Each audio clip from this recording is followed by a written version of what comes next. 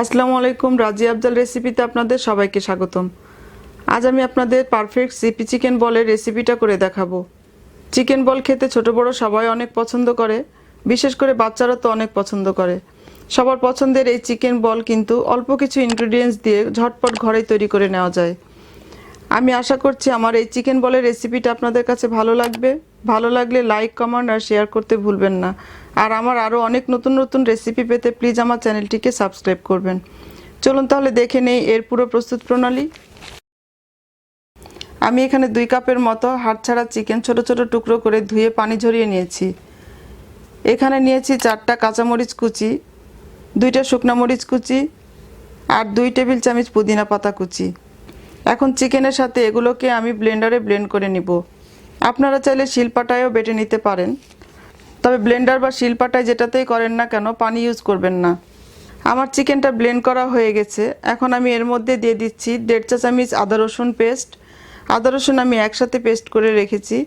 দিয়ে দিচ্ছি 1/2 চা চামচ গোলমরিচের গুঁড়ো, 1/2 চা চামচ টেস্টিং সল্ট, 1 টেবিল চামচ সয়া সস, 1 টেবিল চামচ টমেটো সস, স্বাদ মতো লবণ, আর দিয়ে দিচ্ছি 2 পিস পাউরুটি। পাউরুটির সাইডের ব্রাউন অংশটা ফেলে দিয়ে পানিতে ভিজিয়ে পানিটা হাত দিয়ে চেপে ফেলে দিয়েছি। সবশেষে দিয়ে দিচ্ছি 1 চা চামচ লেবুর রস আর একটা ডিম। এখন হাত দিয়ে কিমার সাথে সবকিছুকে খুব ভালোভাবে মাখিয়ে নিচ্ছি।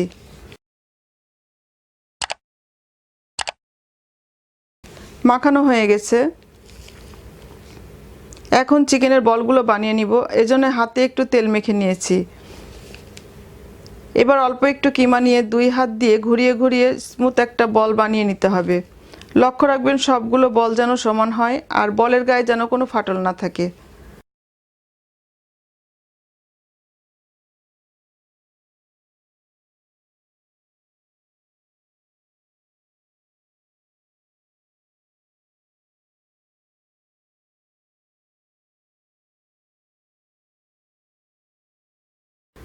আমার সবগুলো চিকেন বল বানানো হয়ে গেছে।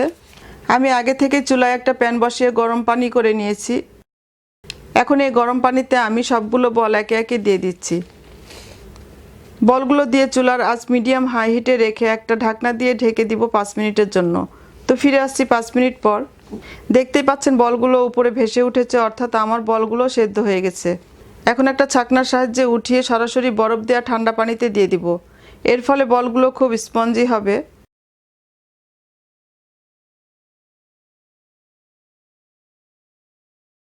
ঠান্ডা পানিতে 5 মিনিট রাখার পর আবারও ছাকনার সাহায্যে ছেঁকে চিকেন টাওয়ালের উপর উঠিয়ে নিচ্ছি। এরপর বলগুলো আলতোভাবে খুব সাবধানে মুছে নেব, যেন বলের গায়ে কোনো পানি না থাকে। বলের গায়ে পানি থাকলে কিন্তু ভাজার সময় তেল ছিটে আসবে। আর এই পর্যায়ে আপনারা বলগুলোকে বক্সে ভরে ডিপ ফ্রিজে 1 মাসের মতো সংরক্ষণ করতে পারেন। প্রয়োজন মতো নামিয়ে ভেজে নিলেই হবে। এখন আমি বলগুলোকে ভেজে নিব। এই জন্য চুলায় মিডিয়াম হাই হিটে একটা প্যান বসিয়ে পর্যাপ্ত পরিমাণ তেল দিয়ে দিচ্ছি। তেলটা হালকা গরম হলে বলগুলো দিয়ে দিচ্ছি।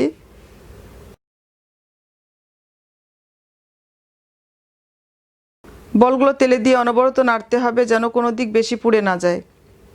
আর বলগুলো খুব বেশি ভাজারও প্রয়োজন নেই, কেননা এগুলো আগে সেদ্ধ করা হয়েছে। এছাড়া সিপির বলগুলো একটু কমই ভাজা থাকে, একটু সাদা সাদা থাকে। এগুলোকে আমি এখন তেল ঝরিয়ে একটা পেপার টাওয়ালের উপর উঠিয়ে নিচ্ছি। একটা বল আমি আপনাদের কেটে দেখাচ্ছি ভেতরটা কতটা স্পঞ্জি আর সফট হয়েছে। চিকেন বলগুলোকে আমি সিপির লুক দেওয়ার জন্য সাসলিক স্টিকে গেঁথে নিয়েছি। এটা দেখতে যেমন সিপির চিকেন বলের মতো হয়েছে, আর খেতে আমি মনে করি তার থেকেও মজা হয়েছে। আপনারা আমার রেসিপিটা ফলো করে বাসায় একবার বানিয়ে খেলে আর কখনোই বাইরের থেকে কিনে এনে খাবেন না। আমি আশা করছি আপনারা বাসায় অবশ্যই একবার ট্রাই করবেন, আর ট্রাই করলে আমাকে জানাতে পারেন আপনাদের কাছে কেমন লেগেছে। সবাই ভালো থাকবেন আর আমার জন্য দোয়া করবেন। আল্লাহ হাফেজ।